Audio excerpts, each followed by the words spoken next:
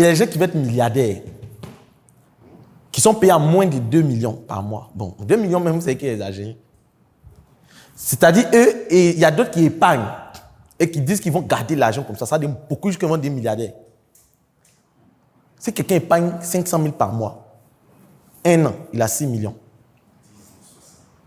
10 ans, il a 60 millions. Même pourquoi atteindre les 100 millions en 10 ans. Bon, maintenant, calculez. La plupart du temps, à quel âge on gagne le travail?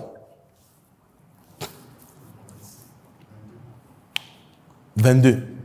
On va prendre 20. Allons avec 20. Donc, si ce dernier a eu le travail à 20 ans et qu'il épargne 500 000 francs par mois, la retraite, c'est à quel âge? 65. Donc, on va faire plus 45. Donc, ici, on sait que par an, il fait 6 millions par an. Vous allez faire 6 millions multiplié par 45. 6 millions fois 45. Ça fait 270 millions. 270 millions. 270 millions. S'il réussit chaque mois, et ça on ne parle pas des imprévus, on ne parle pas des funérailles. Parce que si toi tu payes à 2 millions, 2 millions oh, dans la famille, je sais de quoi il parle. Fais même semblant d'être payé à 500 000. C'est-à-dire, tente les 500 000 par mois. Tu verras de quoi il s'agit. Tu vas rendre le témoignage. Mais là, je suppose qu'on ne met pas tout ça sur ta tête. C'est-à-dire que si tu réussis chaque mois à épargner 500 000 jusqu'à ta retraite, tu te retrouves à 2 070 000. Non, 270 millions. Du moins. 270 millions.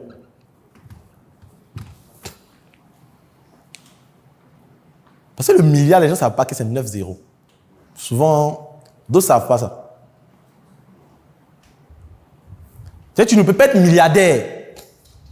Mais si tu gardes 500 000 par mois, mais il y a combien parmi ceux que vous connaissez qui veulent être milliardaires là, qui arrivent à garder 500 000 par mois? Donc, pensez que épargner l'argent va nous permettre de devenir milliardaire, c'est une illusion. C'est une illusion. Même si on va avec 1 million par mois, tu arrives à épargner 1 million par mois, tu ne vas pas atteindre le milliard. Et ça, on suppose que tu commences à travailler à 20 ans. Sachant qu'on fait combien d'années même à l'école déjà? C'est-à-dire quand tu n'échoues pas, du CP1. Donc CP1, CP2, CE1, CE2, CM1. Donc on se retrouve après de 12 ans déjà. La terminale, tout ça. Donc tu vas finir à 17. Ça, c'est en mode sans échec. C'est-à-dire que tu n'as pas repris des classes. Pas les tomes 1, tome 2, en mode sans échec. Tu te retrouves à 17 ans d'études. Bon, tu es allé à l'école à quel âge? On suppose que tes parents t'ont vite mis à l'école, 5 ans. Tu fais 17 ans à l'école, tu es déjà 21 ans. C'est-à-dire que tu dois déjà 1 an ici. Donc, on suppose que lui qui est là, il a travaillé. Maintenant, en fait, ce qui est merveilleux, c'est qu'en Afrique, pour pouvoir te prendre, tu as besoin d'au moins 2 ans, 5 ans d'expérience. Quand tu viens de sortir de l'école, on a besoin de 5 ans d'expérience. Bon, suppose que tu es tombé sur une entreprise qui est gentille, on te prend à 21 ans. C'est-à-dire que tu fais moins 500 000 encore. Si tu as commencé à 21 ans. Si tu as commencé à 22 ans, tu fais encore moins 500 000. Et tu vas voir si c'est possible d'aider milliardaire. Et ça, c'est un problème parce que quoi? Parce qu'il y a un rapport linéaire entre le temps et l'argent. En tant qu'entrepreneur, vous devez casser ça. C'est-à-dire, dans cette configuration, votre argent que vous allez gagner sera fonction du temps. Tout n'est que manipulation. Si je te disais que depuis l'enfance, tu as été manipulateur et manipulé. Je suis M. Loko Kofi, coach en marketing et vente. J'aide et j'accompagne les entrepreneurs à vendre plus et plus vite.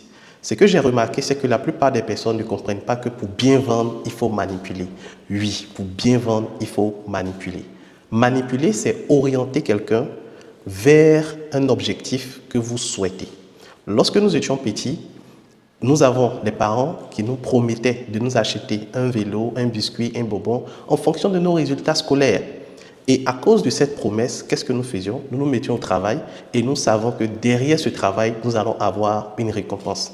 Même si très souvent les parents n'honoraient pas leurs promesses, mais on se retrouvait quand même à faire le travail qu'ils voulaient. Donc comprendre les techniques de manipulation, c'est comprendre que moi, en tant que vendeur, il y a mon produit qui peut aider le client à passer d'une étape A à une étape B. Si une personne est en surpoids, j'ai un programme ou un thé qui peut aider cette personne à perdre du poids. Si une personne a des difficultés de vente, j'ai un produit ou un service qui peut l'aider à vendre. Si une personne a des difficultés à pouvoir prendre la parole en public, j'ai un programme en art oratoire qui peut aider cette personne à passer de l'étape de peur de prendre la parole en public à prendre la parole en public. Donc, c'est toutes ces stratégies-là que j'ai mis dans ce livre, les techniques de manipulation en vente. Oui, parce qu'en tant que vendeur, tu dois manipuler, tu dois apprendre à manipuler, mais manipuler pour aider tes clients à atteindre leurs objectifs parce que tu as le produit ou la solution qu'il leur faut. Très souvent, tu es bloqué face aux objections de « je vais réfléchir, je vais voir si j'ai l'argent, je vais vous revenir ». Dans ce livre, tu vas pouvoir transformer une hésitation en un acte d'achat. Il y a plus de 33 techniques de manipulation dans ce livre et je te montre de façon stratégique 5 étapes par lesquelles toute personne passe, peu importe son pays, peu importe sa nationalité, pour pouvoir acheter un produit. La première étape, c'est l'identification du problème. Toute personne, avant d'acheter un produit ou un service, va identifier qu'actuellement, elle est dans un besoin.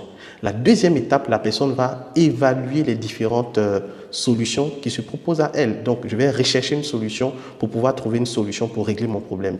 Après la recherche des solutions, il y a l'évaluation de ces solutions en fonction des cas d'hygiène, en fonction des moyens financiers de la personne.